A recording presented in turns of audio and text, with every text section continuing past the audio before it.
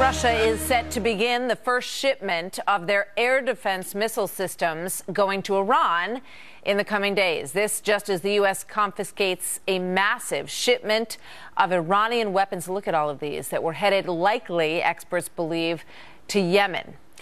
John Bolton is former U.S. ambassador to the UN and Fox News contributor. Ambassador, good morning. Good to have you with us this morning. Good morning, Martha. So we've got two different actions here that we want to get your thoughts on. The first is this delivery from Russia of the S-300 missiles that are being bought by Iran. What are those missiles capable of doing, and should that be of a concern?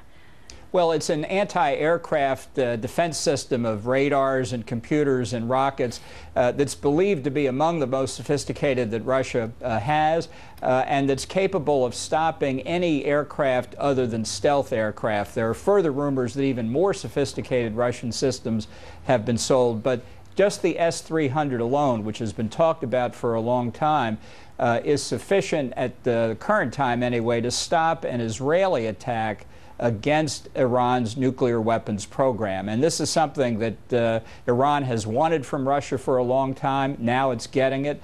And it puts a military strike against Iran's program by Israel pretty much beyond the pale, at least once this thing is installed. This is a very significant strategic shift, a big victory for Iran. Yeah, I mean, you know, that's the thing that's always been on the table for Israel, to try to take out their nuclear weapons systems if they deemed them to be threatening to them, that they would have that option. So this would do you believe this would essentially take that option off the table? And why would this not have been part of a deal that was struck with Iran, that they wouldn't be able to do this?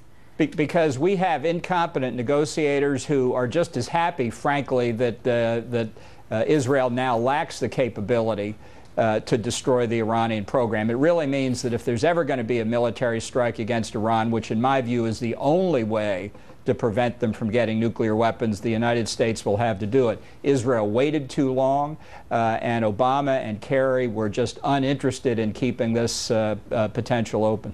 Wow. And we also showed pictures of the thousands of weapons that were seized. The belief is that they were headed to Yemen. So Iran, it looks like, has a healthy weapons sales and transfer program to some pretty hot spots in the world as well.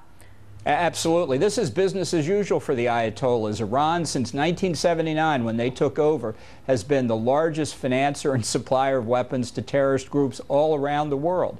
And their support for the Houthi rebels in Yemen has helped that country disintegrate. It was a way for Iran to get a back door on the Arabian Peninsula to threaten the Saudis and others, the oil-producing Arab monarchies that are friendly to the United States.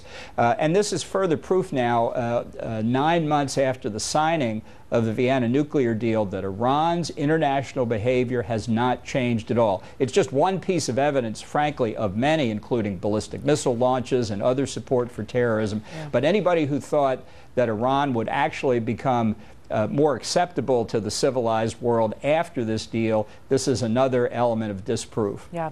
So those weapons, you believe, were on their way to help the Houthi rebels? Yeah. This was the third seizure of weapon shipments like this in a little bit more than a month. I think there's little doubt where they were going and what the Iranians intended. All right. Ambassador Bolton, thank you very much.